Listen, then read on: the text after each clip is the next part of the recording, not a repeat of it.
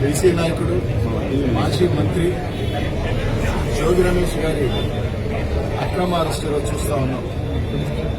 ఈ ప్రభుత్వం వచ్చిన తర్వాత ఏదైనా ఒక భారీ ఇన్సిడెంట్ ప్రభుత్వానికి నష్టం జరిగే ఒక ప్రక్రియ జరిగితే వెంటనే దాని దారి మళ్లించే కార్యక్రమం జరుగుతాం.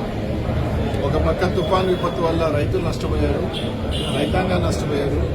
ఇవన్నీ తర్వాత కాశీబుక్ ఇన్సిడెంట్ నిన్న 10 మంది చనిపోతే దాన్ని రూపుమార్చేదానికి ఈరోజు జోగి రమేష్ గారిని అరెస్ట్ చేశారు.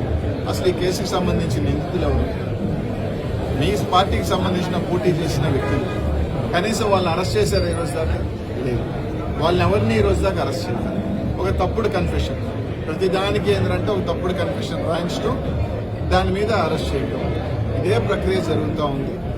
ఈరోజు తప్పకుండా జగన్మోహన్ రెడ్డి గారు ఈరోజు ప్రజల్లో మళ్లీ వస్తా ఉంటే మేము పొరపాటు జరిగింది, తప్పు జరిగింది, జగన్మోహన్ రెడ్డి గారిని ఈరోజు ఏ విధంగా ఈరోజు మేము ఆయన ఎన్నుకోకుండా ఏ విధంగా నష్టపోయామనేది ప్రజల్లో ఒక భావన ఉంది. కూటమి ప్రభుత్వం చెప్పిన దొంగ హామీల వల్ల కావచ్చు, లేకపోతే దొంగ ప్రామిసుల వల్ల కావచ్చు, మోసపోయామని ఒక భయం ఉంది. ఈరోజు ఎన్ని కప్పిపుచ్చేదానికి, ఈరోజు ఎన్ని చేసేదానికి ఒక అరెస్టులు తీసుకురావటం.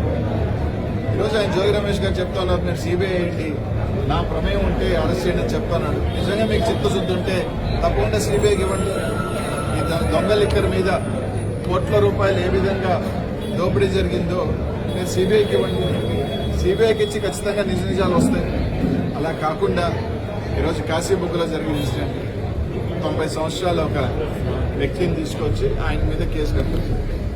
ఇదే విధంగా ఎందుకు తిరుమలలో దేవస్థానాల్లో తొక్కిసలాట జరిగినప్పుడు ఆ ధర్మకర్త మీద లేదా చైర్మన్ మీద ఎందుకు పెట్టలేదు? సింహాచలంలో జరిగినప్పుడు మాత్రం అక్కడ ఎందుకు పెట్టలేదు? అంటే మీకు పెద్దవాళ్ళకు ఒక న్యాయం, సామాన్యుడికి ఒక న్యాయం.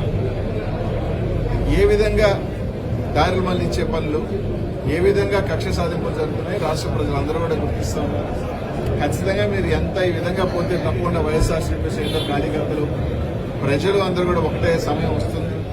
తప్పకుండా టైం అయితే ఉంది 3.5 సంవత్సరం, కానీ ఖచ్చితంగా రానున్న రోజుల్లో ఆ తగిన మూల్యం చెల్లించుకుంటారు. ఎవరు కూడా దీనికి అతిథులేం కాదు. తప్పకుండా మీరు చేసిన పనులన్నీ కూడా తప్పకుండా బంతికి గోడ కొట్టినట్టే వెనక్కి వస్తాయి తప్ప ఏమీ కావని చెప్పి తెలియజేస్తాం.